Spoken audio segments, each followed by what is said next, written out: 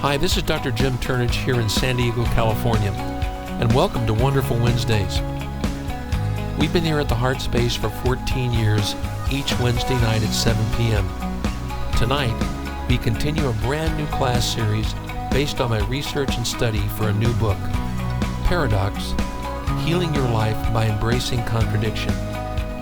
In the next weeks, we will explore and practice this powerful approach to the mysteries, incongruities, and puzzles in our lives, to move ever further down our road to greater wisdom and illumination. Welcome. Hi, this is Dr. Jim Turnage here in San Diego, California, at Open at the Top International Spiritual Center at the Heart Space. We're here again on Wonderful Wednesdays. We've been here for 14 years, and tonight we're going to continue the series on Paradox: How You Can Heal Your Life by Embracing Contradiction, week 3. And we always have in our lives these paradoxes that occur, that on one hand, something's occurring, on the other hand, something else is occurring. And what do we make of that? I've been working on this new book called Paradox: How You Can Heal Your Life by Embracing Contradiction, doing a lot of research. So fortunately, that got sick, and I had a lot of time on my hands to do research. I've been doing research. Discovered some nice software that will help me do the bibliography and all the citations and the research. What else we have here? Here we go. All right. We'll do a little review tonight, and we're going to talk about the creative process, about breathing, and a little bit of introduction to trance and natural hypnosis. And the symptom path to enlightenment, we've talked about this in other classes, but I still think it's really useful to reiterate these ideas about the symptoms are not your enemy. They're the actual answer.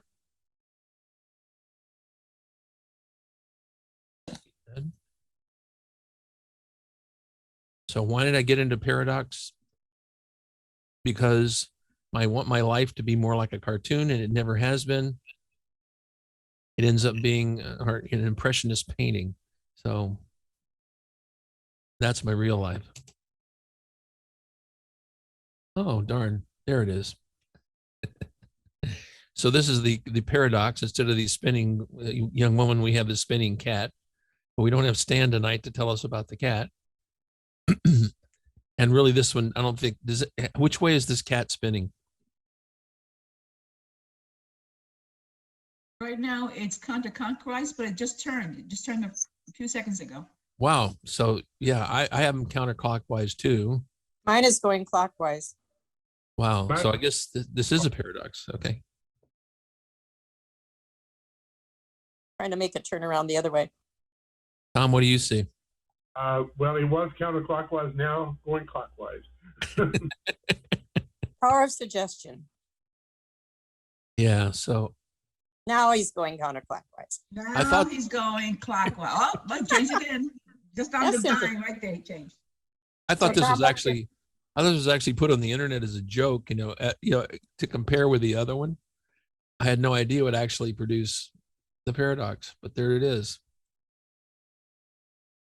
So what's a paradox? Something that seems to be absurd or contradictory, but in fact is or may be true. One definition.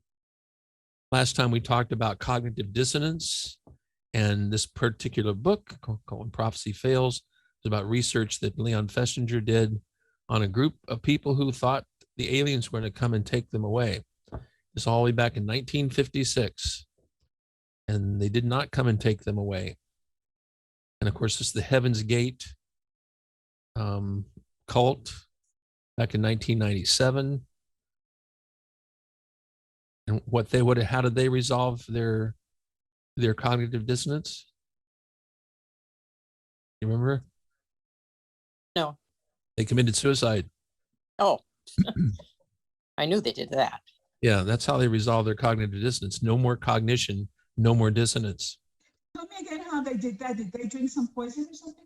They did. They all got in same Nike sneakers and outfits and got into bed with the poison and died. In bunk beds, right? Yep. How many were there, you remember? I don't actually remember. It was There was more than 30 one. some, there was 30 something, weren't there? I That don't many? remember. But this is, and these were, these were educated people, right? They weren't just all crazy people. But you can have a cult and be susceptible to cultism, even if you have a lot of education. So Does Jonestown come into play here? I haven't mentioned that in this slide set. I did in some things that I posted online in the last couple of days. People, one of the reasons that we can't convince people, a lot of the people to get immunized is that they are in a cult. And they'll continue to do things like follow a leader, even though it doesn't fit with their original core values. They start buying into this cult, and it becomes a hermetically sealed group, and an outside reference doesn't help them. So when we're trying to change people's minds, they may be too far for us to be able to get to. However, we're talking about health belief and health behavior changes. There are stages of health belief change. And I don't know if you've seen my posts in the last few days, but if you have people that are not ready to change, they're called pre-contemplators. This isn't on the slides. They're called pre-contemplators. In other words, they're not ready yet. And then you have contemplators, and then you have the action phase and maintenance phase, determination, action, maintenance phase. And what you want to do is you want to ask questions to find out where they are in their staging of change. And you don't go beyond the questioning that's appropriate for that stage. For instance, somebody who's a cigarette smoker who says, don't talk to me about this smoking thing. I like to smoke. I'm going to keep smoking. At that stage, you don't want to tell them, you got to do this. You're crazy. You ask them, is there any information I can provide you about the health effects of smoking? And they go, no, I know everything about it. And I don't want any more information. And I said, you knew about the effect on pancreatic cancer, right? And if they go, no, stop, I don't want to hear anymore, then you stop. And then if they come back and say, I didn't know that it could cause pancreatic cancer. And you go, really? You didn't know that? Are there any health effects that you know about? Can you tell me some? And they'll say, well, yeah, it causes lung cancer. And you go, well, yeah, it does. But most people like you and, middle-aged male, that's not what's going to take you. It's a heart attack. Heart attack. Yeah, that's what's going to likely take you. And cigarette smoking clearly leads to heart attacks. So you just take them stage by stage by stage. And you don't go beyond the stage. You let them get to the next stage when they're ready. Does that make sense? So when we're approaching 39 Heaven's Gate, wow, a lot. Yeah, when we're approaching people who are resistant to change over this COVID business, I'm thinking more and more when I'm talking to them what stage they're in and what I can do, what kind of questions I can ask to get them to move to the next stage.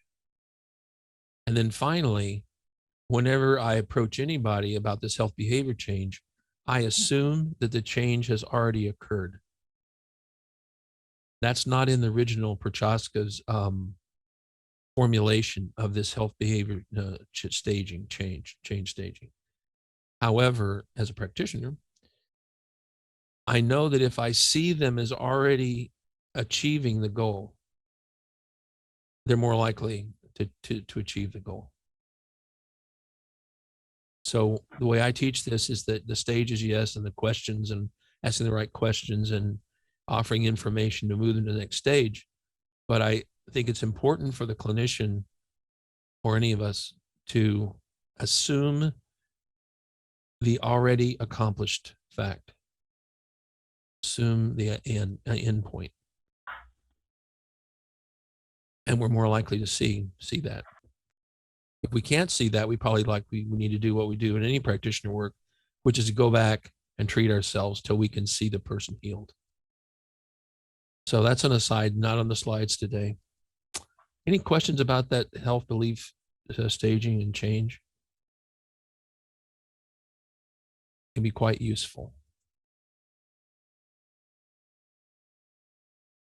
So when are you experiencing paradox in your life? So I had a lot of paradox in the last 9 days. Now, often we see things good, bad, or neutral. But when we see things good, bad, or neutral, what will we do to experience the greatest, highest good in our lives? Just seeing it good, bad, or neutral and being in judgment may not be, or even discernment may not be helpful. You may need something even greater than that. So this is my statement. Life is not happening to you. It's happening about you. So as you look at your life and you see the paradoxes, we're engaging in projection. Our consciousness creates our life. I can change my thinking, change my life. But we can also do some other things just besides changing thinking. I gave the example of my kidney stone as my graduation. So I finally knew, once I'd gotten Dilaudid and Zofran, that I was either going to live or die. If I lived, someone was going to help me. If I died, all is well. And that helped me to go ahead and accept my graduation. So I wouldn't recommend this as a way of getting inspiration, but it is what it is. What was occurring was a paradox, and the resolution of it was my graduation.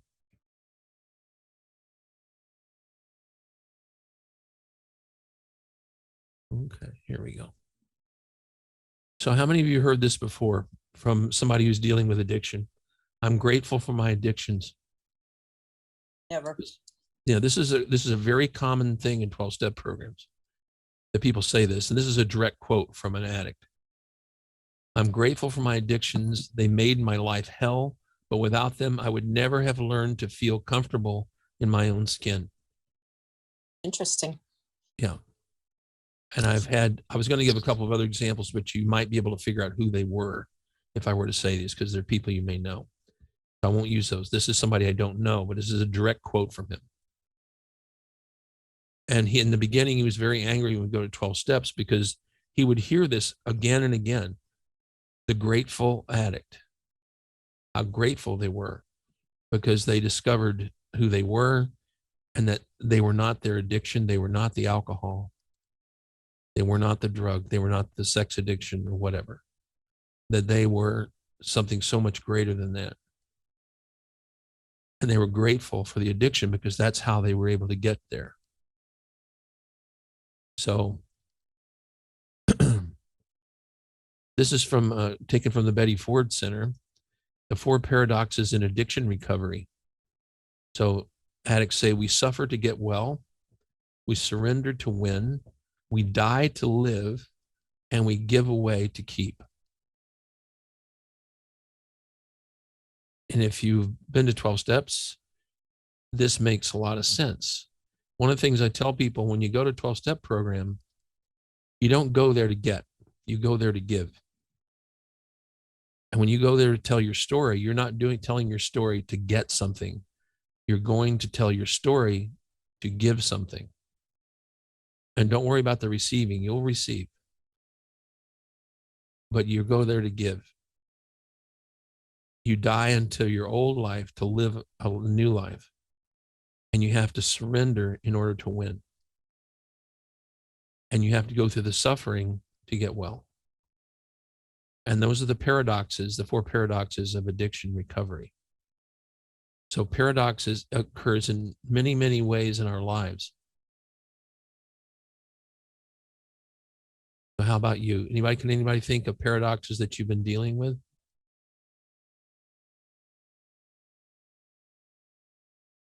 I'm not sure. Okay. I mean, it's hard to tell whether they're really paradoxes or not. Yeah, things that you would think, well, things should be good or they should be bad. Well, they're not. Things are occurring at the same time.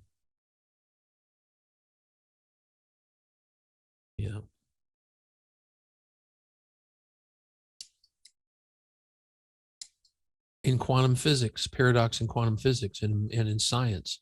Niels Bohr, how can a physical thing of light have two different natures at the same time? We know the answer now, but at the time, it made no sense that if you measured light in one way, it was a wave. And when you measured it in a different way, it was a particle. That doesn't make sense. It's one thing, right? How wonderful is what Neil said. How wonderful that we have met with a paradox. Let me go back. And now we have some hope of making progress, because without paradox, he knew he couldn't get this inspiration that he needed. So what's the nature of light? A particle, a wave, both? Well, that handed him the Nobel Prize. That's when he discovered they're both. That's the Nobel Prize. And here's Milton Erickson. I showed a little bit of him last time. So what's the way out of a paradox? There are a lot of ways out. But one way is to not try to resolve the paradox. Not trying to wash your hands or commit suicide or, ignore the truth or keep adding more and more information in to support your position. How about just not doing that and just sitting with the problem? Is there value to embracing contradiction and embracing paradox without judgment? And a lot of his work was about this, helping people looking at their situation that they came to him with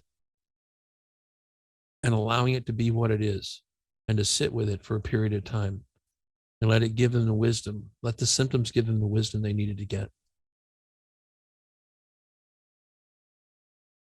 So instead, embrace paradox, which in itself is a paradoxical intervention or intention. So it doesn't make sense, right? If you have a problem, wouldn't you want to get rid of the problem? Well, the reason a lot of us follow Milton Erickson, Ericksonian approaches to psychotherapy is because this very paradoxical intervention. The symptoms are the path to enlightenment. The symptoms are the answer. They're not the thing to get rid of. They're the things to embrace. Question. Yeah. Is this another way to phrase what we've been learning in the Course in Miracles? I have to spend some time probably and think about the correlation between Course in Miracles and this. Because in the Course in Miracles, what you have to, we talked about it briefly another time, where you know what the goal is, you know what you want, and you just let it go. Right? Is that a paradox? It is. In a way, it is. The main thing is that Course in Miracles acknowledges that we are insane. It acknowledges that what we're seeing is not right. It's not real. From the ego. It's from the ego. And the ego is wrong. Yes. The only thing that is true is the Christ. That's the only thing that's true in every situation. And yet, the paradox is that we continue down the ego path. What's his name? The Greater Earth guy, Eckhart Tolle, he calls it the pain body. We continue with that, even though it doesn't make sense that we would do that, but we do. And I'm exploring that now, for this book on paradox. And I don't have all the fully formed ideas about it, but there's a whole process that we go through to find God and to find belief and to achieve belief.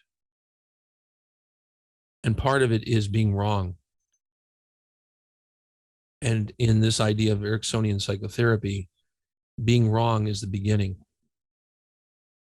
And not trying to run away from being wrong and try to rectify it and make it okay because everybody else is doing it, or it's the normal thing, or 75% of people do it.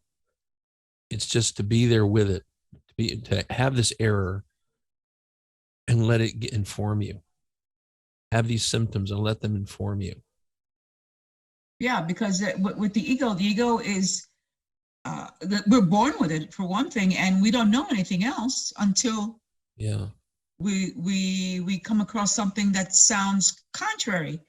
And so when you're trying to disentangle yourself from the ego, it keeps coming back. I mean, it's real. I mean, one minute you're saying no, no, no, and I believe the other, and then the ego comes right in and gives you something contrary, and it, you know, you don't even realize it many times, and then you say, "Oh, wait a second, but that's the ego talking."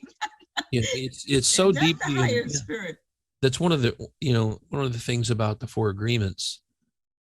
Four Agreements is very simple and it's operational. It's very simple. You just follow the Four Agreements, your life gets better. But that's a very superficial understanding of the Four Agreements. This domestication that we go through starts in utero, probably starts before conception. And we start setting up our biologic being with all of its history that predates our existence on Earth as organisms. And it gets built into the chemistry.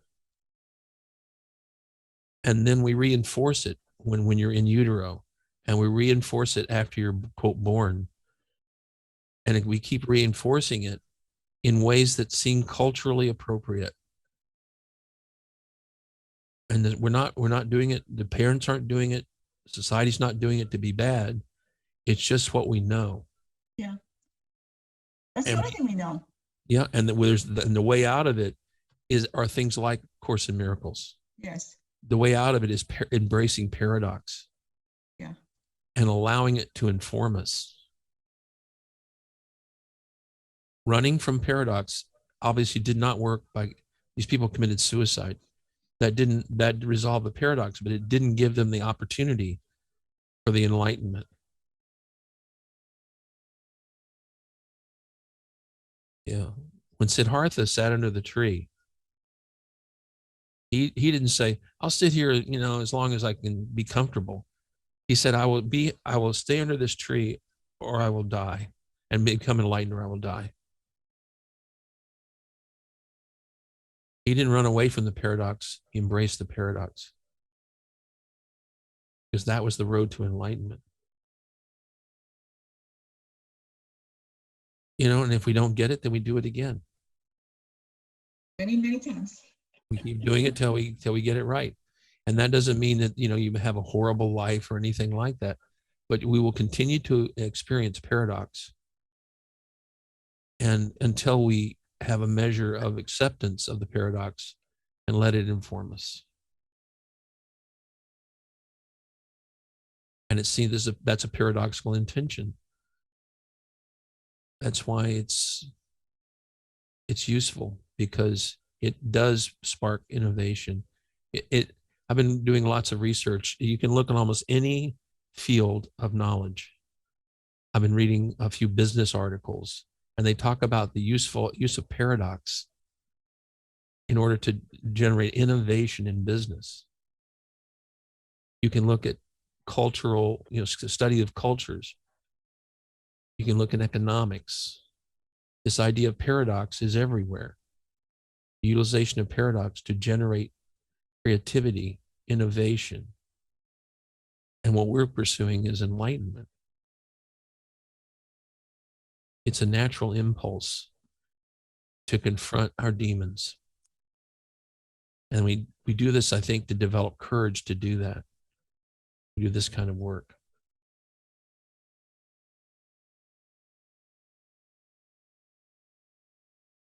We talked about smoking cessation, that paradoxical intervention that he does by prescribing the symptoms. So this week, we're dealing with paradox in our lives.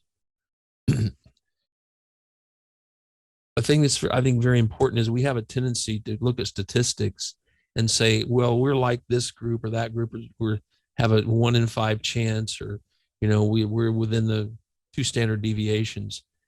But with experience, each experience of our soul is unique. And none of us sees an objective world in the same way, because there is no single objective world. The world is your consciousness, and it is unique. I had this slide in here before I started thinking about Prochaska's stages of change. what they experience is real to them. It's not made up. They're not completely insane. It's just their consciousness creates an existence that is their own, and it's completely real to them.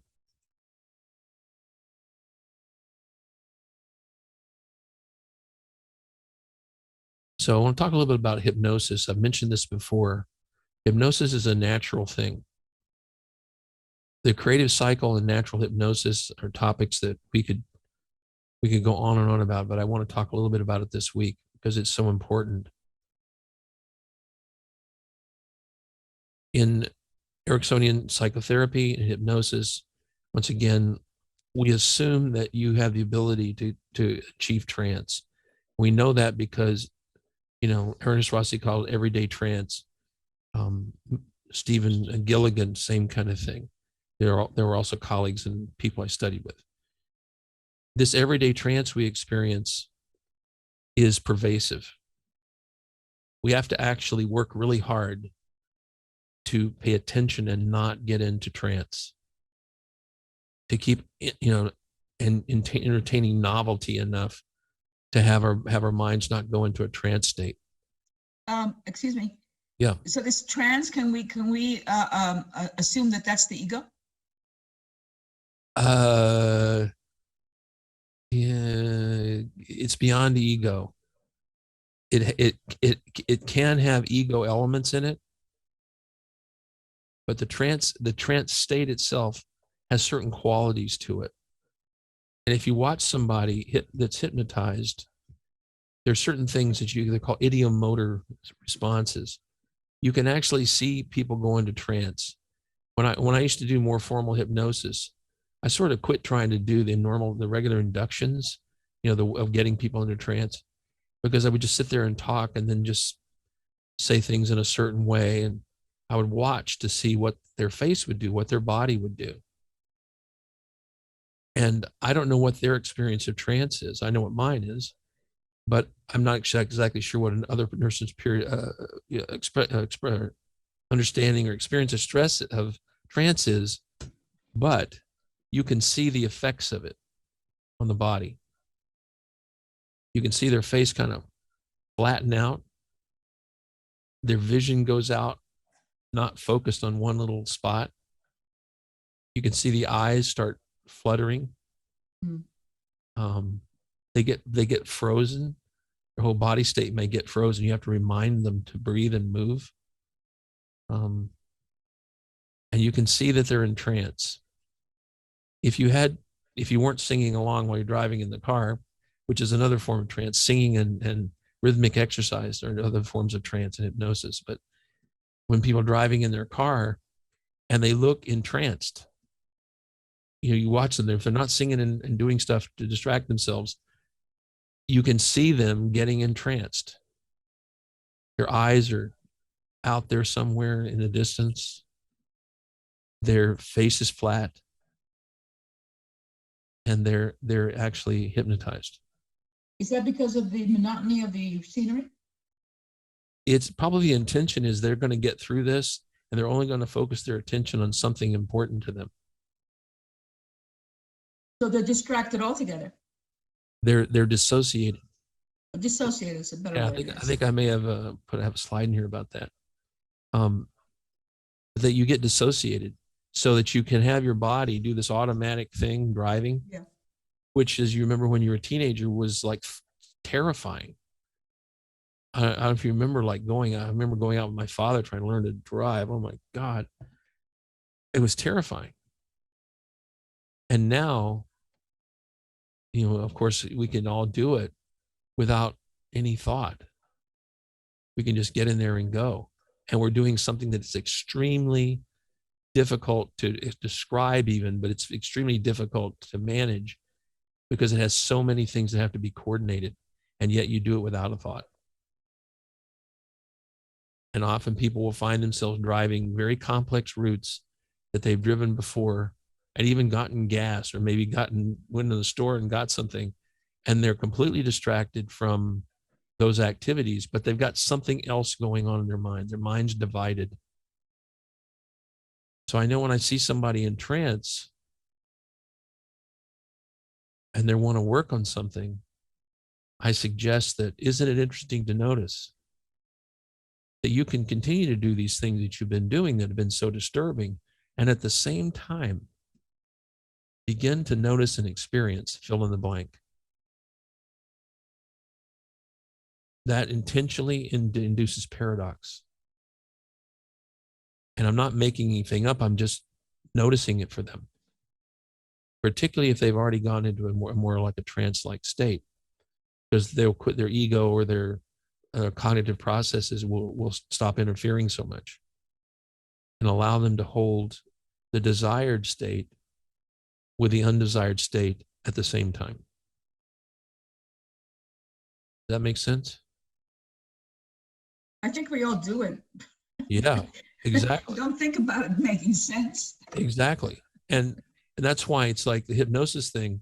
The people that trained me, that I studied with, most of them don't do a whole lot of formal hypnosis anymore. We don't need to. People know how to do it. You just have to get out of the way and let them do it. Now, there are people that still do a lot of formal induction of hypnosis, and I guess that's okay. It's fine. For some people that come to you, they want some sort of magical incantation and some altered state. And I don't know, that's not my goal. My goal is to have people experience, greater freedom and greater joy.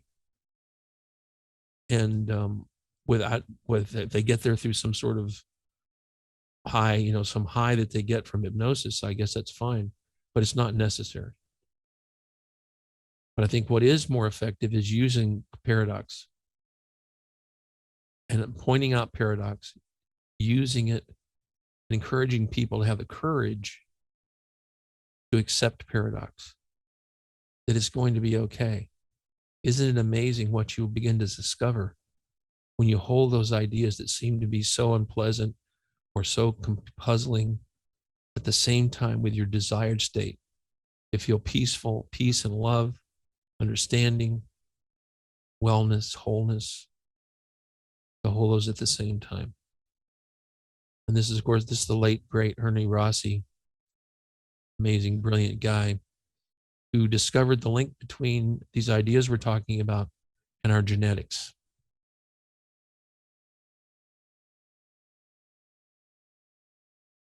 That's a cool graphic. I'm not sure why there it is. Your symptoms, your discomfort are not your enemies. They're the path to healing and enlightenment. So don't run away from them.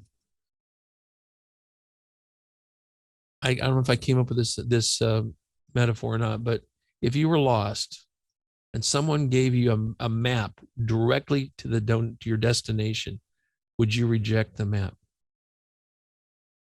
No. Well, the answer is obvious. We're not going to reject the map. Well, when you've got these symptoms and signs in your life, these experiences you ascertain are negative or not useful or whatever, when you discard those, you're discarding your map. That map is ready to guide you. But why? Because it's coming from you. Your perceptions of those things are coming from you.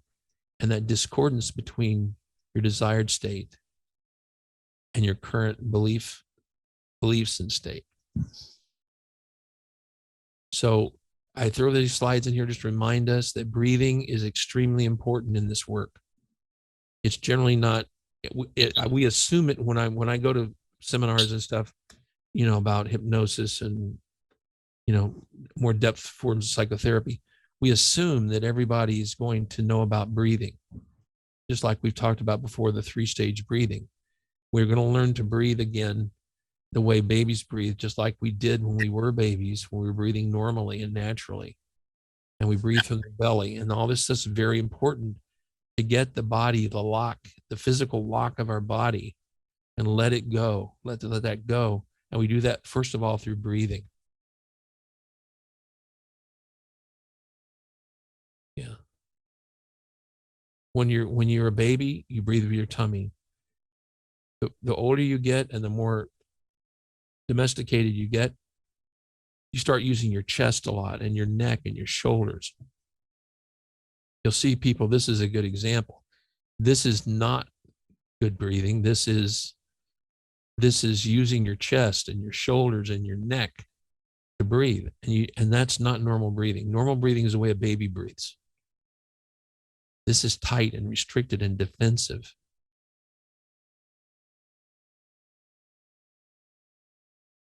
So when we do any kind of work at all, remember to do abdominal breathing. See, the tummy goes out when you breathe in, tummy goes in when you breathe out. And this breathing alone will help you break down this lock, this neuromuscular lock, to let you begin to see the value of embracing contradiction and paradox. Because you're not going to be all locked in and defensive.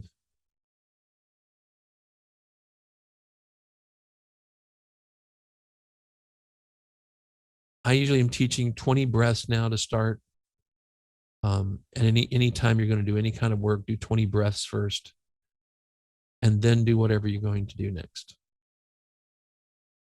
So I've been doing my research and contemplation about paradox during the last couple of weeks. And I begin with 20 breaths every single time. Every morning I start with 20 breaths. At night I do 20 breaths.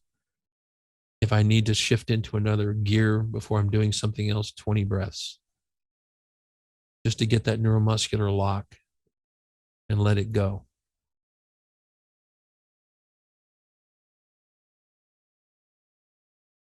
So I talked a little bit about natural hypnosis and natural hypnotic states.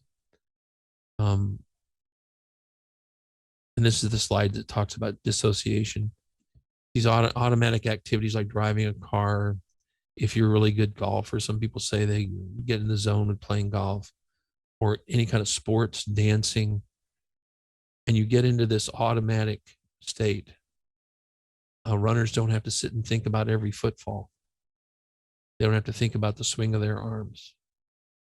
They don't have to think about the sway or alternating the path of their legs when they strike, and they have foot strike. And you get into this dissociated state.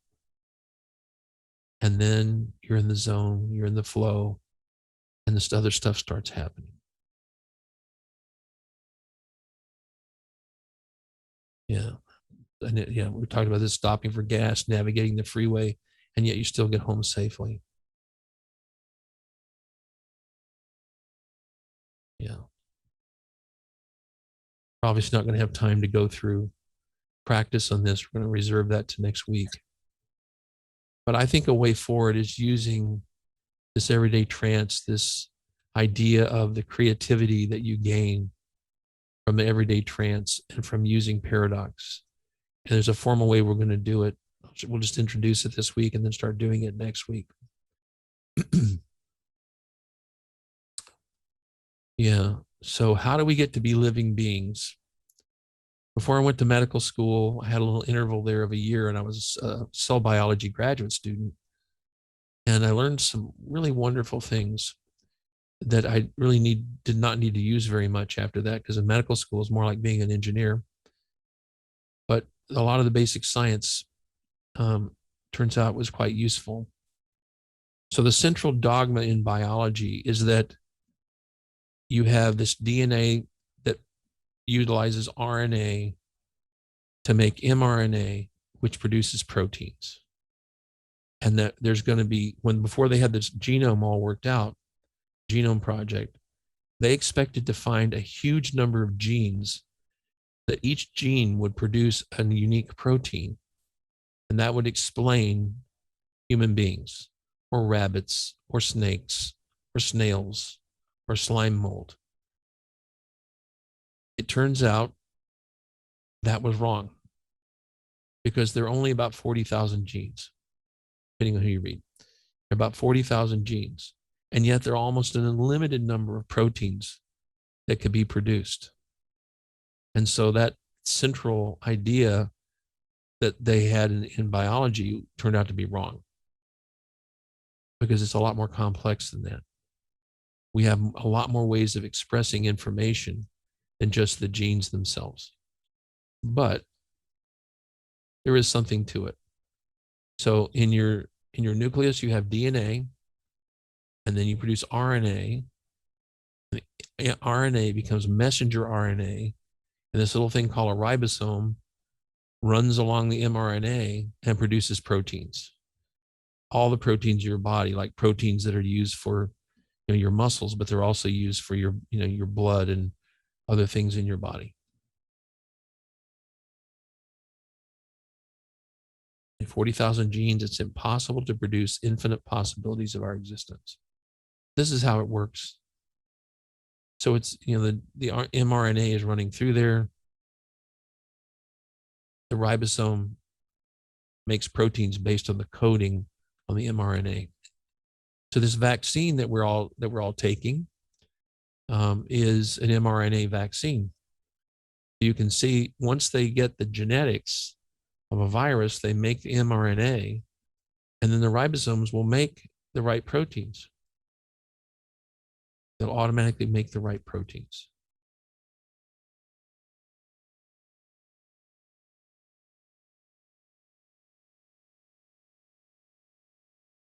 Uh-oh. See what happened? There we go. Let's see. We have somebody else coming in. Oh, and Jamara's here. Good. So these mRNA vaccines are great because once you can figure out which mRNA to make, your own ribosomes will make the right protein. They're not altering your genetics. You're just putting mRNA in there so that your natural machinery can make the right proteins.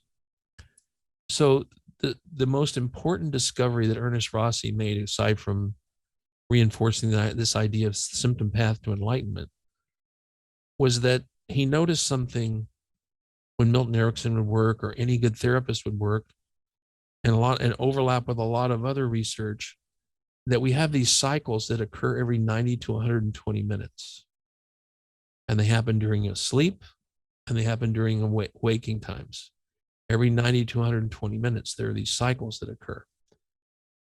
And they look like the REM cycles, but not quite. They have something to do with the REM cycles, but something else is going on.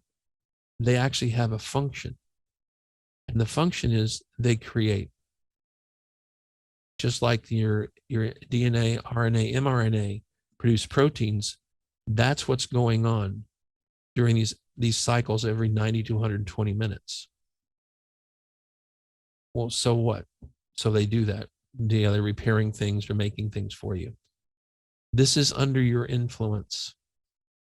This process of creating proteins and creating other things during sleep or during wake every 90 to 120 minutes is under your influence. We can influence this process by knowing its stages, following the rules, and knowing without fail that your brain and your cells will start producing new things. What are those stages? The initiation, gathering data, incubation, the conflict of the information, trying to make sense of it, and then you gain an illumination, and then you reintegrate it by thinking about it. So here's one of those 90 to 120 minute cycles. You're starting collecting data, and that gives you this. You start incubating, you start letting it cook, and the novelty of it entrances you. And then all of a sudden there's a crisis. You don't know what to do. How do I make this all fit together? And then you relax. And typically in the relaxation phase, your intuition or illumination kick in. And then you go back to your normal life again. And you do reintegration and thinking about what you've discovered. I didn't put the slide in here this time, but the guy who discovered the benzene ring, the structure of the benzene ring, he kept thinking about how do you come up with all these atoms that will fit together in just a certain way to match the research they had about the what turned out to be benzene ring. That it wasn't a ring at the time. They kept trying to come up with linear structures, everything all arranged in a line. And there was no way that they could arrange all the molecules in a line that would explain benzene. So he worked on it just as the other scientists had. And he went to sleep in his chair and he woke up. He had a dream. In the dream, a snake was chasing its tail. And he could see the snake chasing its tail. And when he woke up, he had the answer. And he got down here and did the reintegration and did the mathematics. And sure enough, that was the only energy state. That was the only explanation for how benzene is structurally laid out. All the atoms are laid out. So he worked in data collection. He is a scientist. He has data. He's working on it. He's putting a lot of energy into it. He's very attentive to it, but he can't get the answer. He couldn't get the answer. Goes to sleep. In relaxation, the intuition kicks in. He gets illumination and comes back and does the work to verify it. And it turns out, go ahead. So curiously, you know how they say that the experiment can be react according to what the experimenter is doing? Uh-huh. How does that fit into this idea? It actually doesn't. It doesn't. On the level you're talking about. When they're talking about the experimenter influencing the outcome, they're talking on the quantum level, on the level of single photons or streams of photons or subatomic particles. Oh, So when you're talking about whole atoms and collections of atoms, you're on just a massively higher scale of organization. Does that make sense? Yeah. Yes. Yeah, big old atoms, and tiny subatomic particles, one photon or stream of photons. But this is what's happening. If Ernie were here, he would say, Jim, you're wrong. He would say there are quantum effects occurring because they have found quantum effects that are not quantum physical effects like on subatomic particles in larger scale organizations of things. And so probably there are some quantum effects happening here on the psychological dimension. In other words, your brain is acting like a computer, but it doesn't just continuously, doesn't go, okay, work on the data. Let's examine it. Let's do what we need to do with it. And we'll come up with some sort of idea and then we'll verify it. That's not what happens at all. It does this, which looks a lot like quantum phenomena. Up, down, up, down, up, down, up, down, on, off, It does not look like this continuous, uphill, scheme. It doesn't look like let me go back. It doesn't look like a linear thing. It looks like this innovation. Why would you expect to see the snake? You wouldn't. Why would all these other people working on it, and they didn't experience a quantum effect, but he did. So is there a quantum effect on a grosser level than subatomic particles? Yes. I know, Marion, I know you, either you posted or you reacted to a video of 3 atheists and Deepak Chopra. Do you remember that video on Facebook?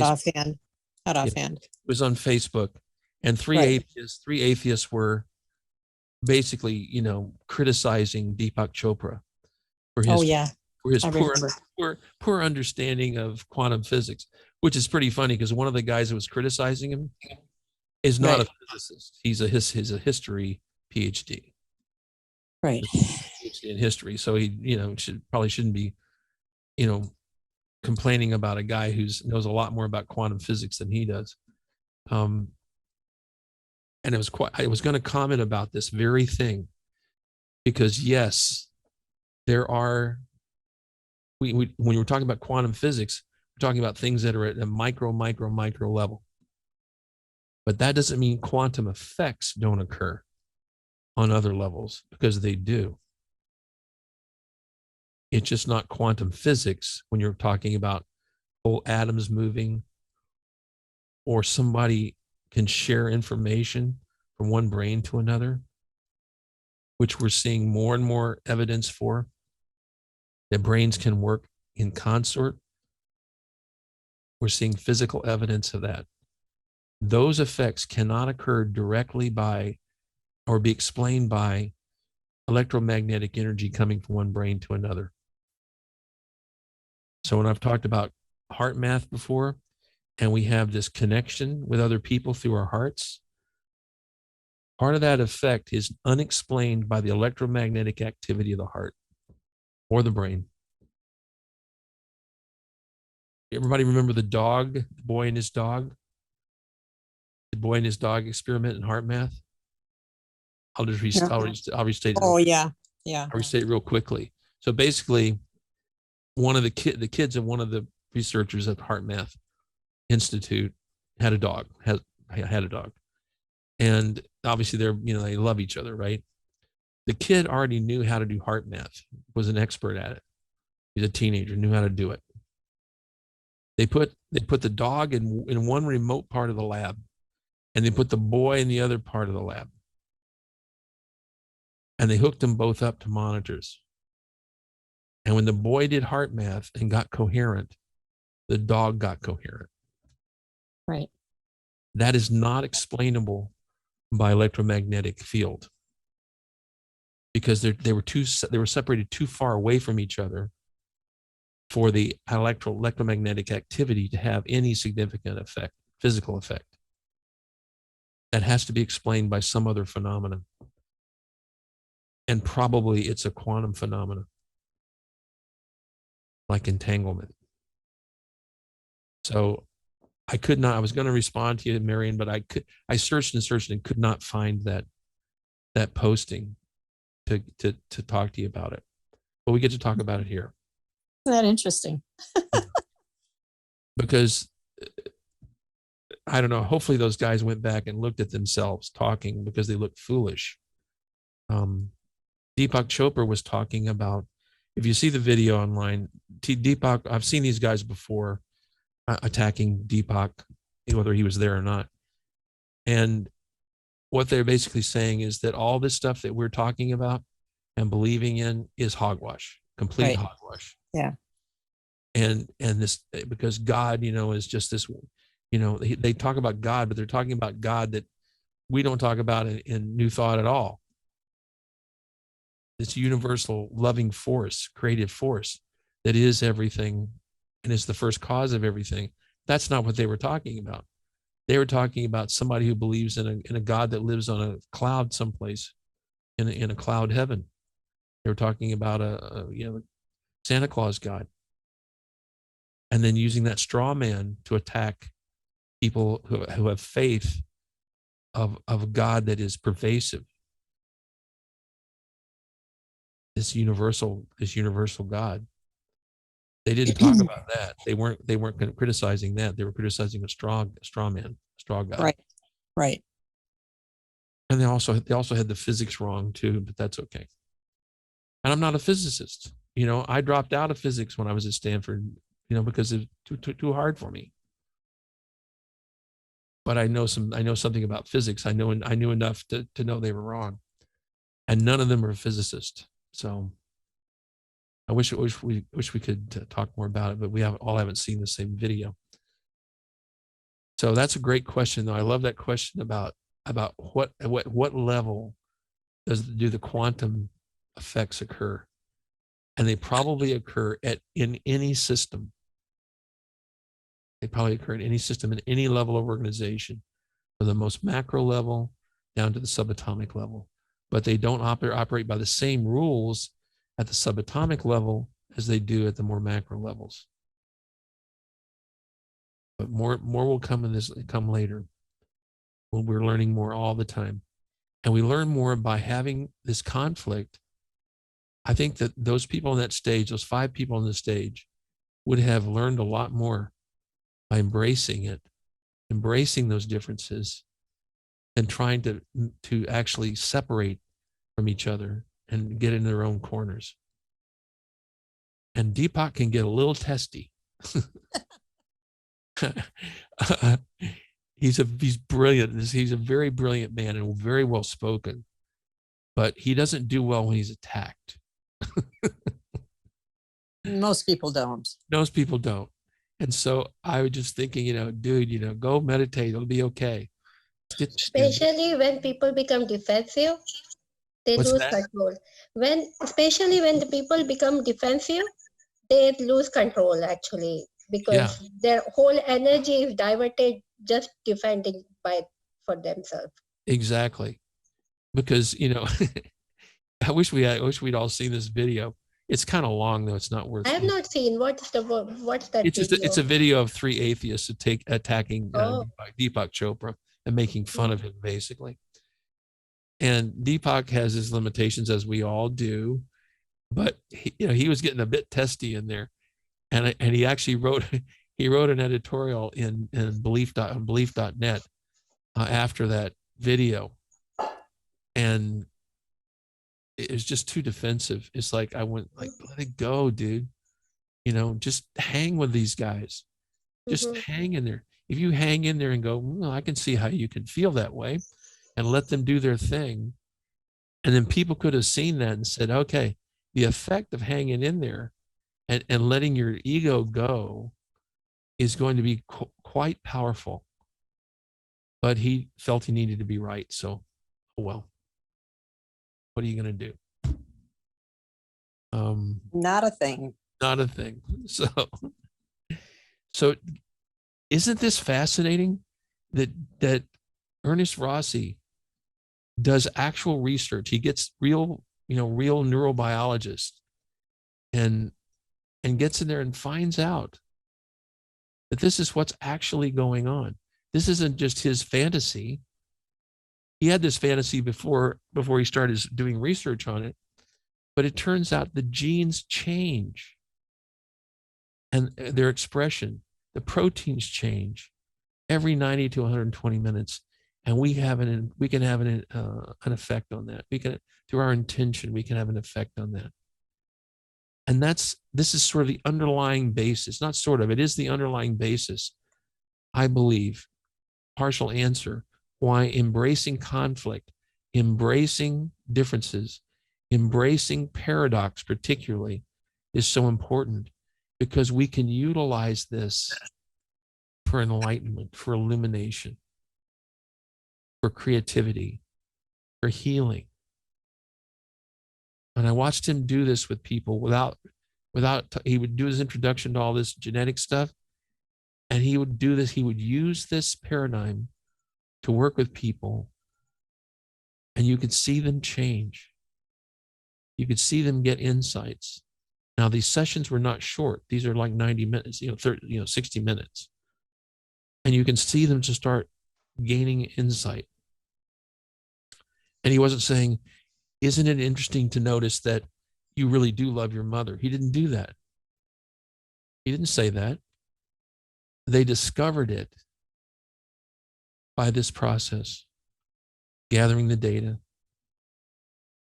finding the conflict or the paradox, doing the work every 90 to 120 minutes without fail, day or night, sleeping or wake, gaining the insight, and then using it. Then they would ask them, when you were experiencing this, what did you experience? Sometimes he would do it when they were still in trance. And they would say, even in trance, they would say, I'm experiencing an argument with my mother. And we go, that's right. That's right. He didn't tell them what to do with it. He didn't tell them how to resolve it. because the growth needed to occur within them, in their brains, in their genetics, in their consciousness. And that's why I think this is valuable.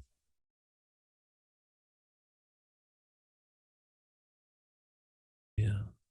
And so we use the two-hand technique for this. There's a lot of ways of doing it, but the two-hand technique is one way of doing it. We don't have time to do tonight. Any questions? I know that was a lot of stuff, but any questions about what we covered tonight? Lots of questions, but I don't know how to put them into words. Well, that's okay. Just have them for next time. Maybe. Next time, I'm not going to have as much stuff. Next time we're going to do some two-hand stuff, and will be plenty of time to talk about questions. Anybody else? Dr. Jim, are you recording this or no?